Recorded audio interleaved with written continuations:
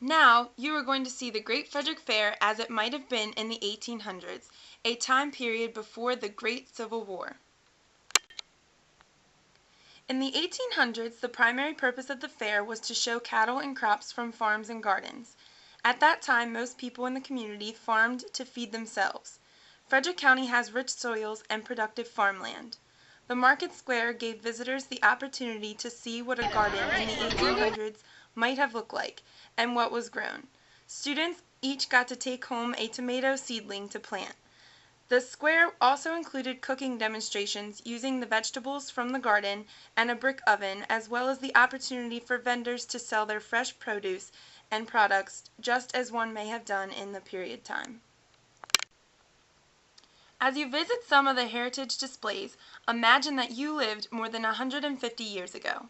There was no electricity, which means no refrigerators to cool food, no lights after dark each evening unless you burned candles, no hot food unless you cooked it on a wood-burning stove, no transportation unless you rode a horse or in a horse-drawn buggy. Heritage Celebration visitors got to experience this kind of life as they got to learn and help make sauerkraut, shell corn, churn butter, saw logs, make apple cider, roll beeswax to make candles.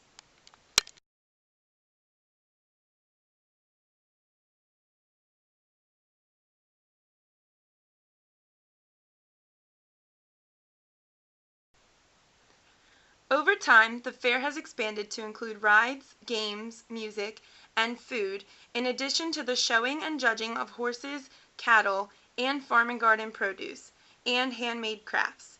In period time, children played games such as tug-of-war, three-legged races, stick and hoop races, or played in straw mazes.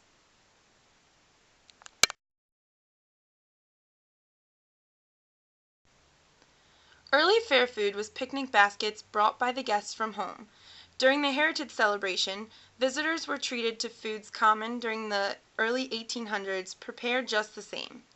Fried chicken and fish deep-fried in kettles, homemade potato chips sliced and fried in kettles, fresh roasted peanuts, homemade root beer, and hand-cranked ice cream. Imagine that you were in a time that your great-great-great-grandparents lived and enjoy the fair. The number one reason for them to attend a fair was to see the latest technology and equipment, as well as the improvements to the breeds of livestock. Visitors at the Heritage Celebration were able to view a variety of breeds of livestock prominent in the 1800s.